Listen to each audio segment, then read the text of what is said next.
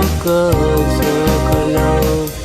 dewa untuk tertipu damati erti tepat nama yang no plenya terkotak bila si dole tetap aku ke sodale kue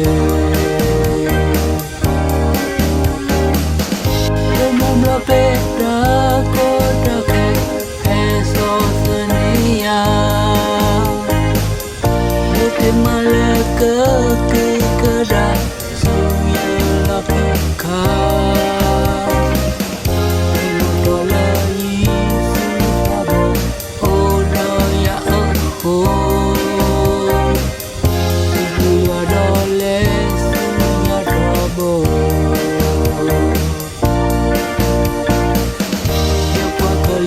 ke dunia ke dan ke koke awane na ini ya darupa mepole ya kana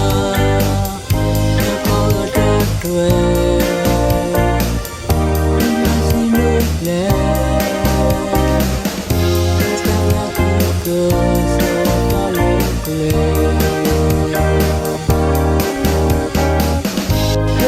Peta kota ke eso senia Bukti malaka ke kera suya lapika Ilutola Yesu sabo oda ya aku Suya dole suya drobo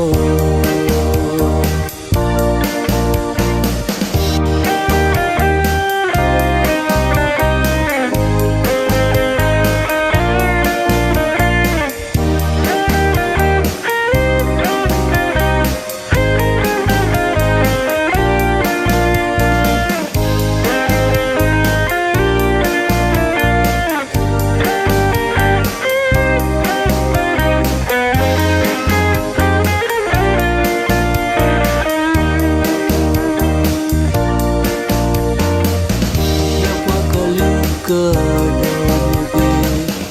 kali ke koke awane kali niwe ya darupa mepole ya kana ya kota tue bila sinule setelah aku ke sekali kue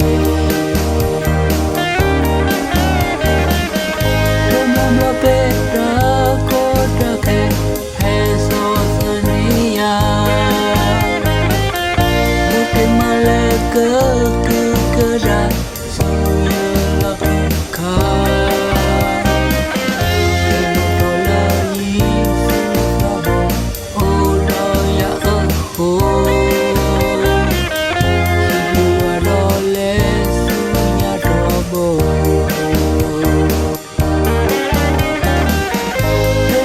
Peta kota ke eso senia Bukti malaka ke kera suya lapika